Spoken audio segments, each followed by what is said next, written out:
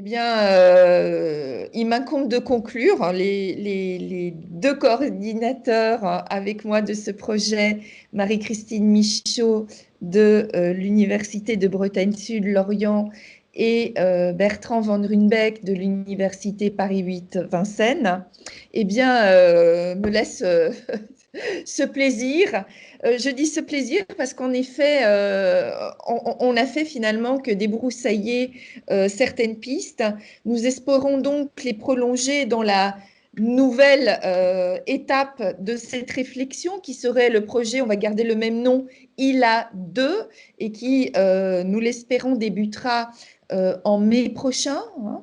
Nous voudrions évidemment tous vous remercier de vos apports et vous inviter à faire partie de cette nouvelle phase qui devrait également durer 2 ans ou 3 ans. Il s'agissait, vous le voyez, d'un projet exploratoire, mais qui s'est avéré fructueux. Et c'est autour de cette notion de la subjectivité, de l'intime, des affects, exprimés de façon plus ou moins évidemment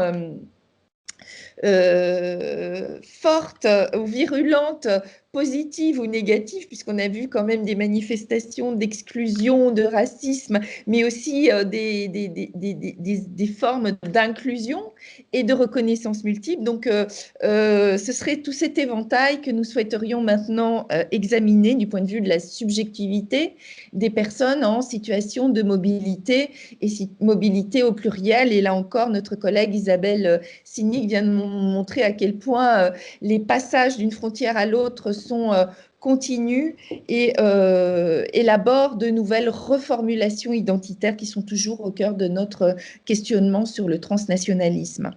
Voilà, donc tous nos remerciements à vous tous, une invitation à continuer de travailler ensemble, et puis je renouvelle mes remerciements à Elsa Fernandez et à Yann Seyeux, sans qui cet événement que nous avions même pensé hybride, mais qui est devenu distanciel, essentiellement distanciel, et bien, sans lesquels cet événement n'aurait pas pu avoir lieu.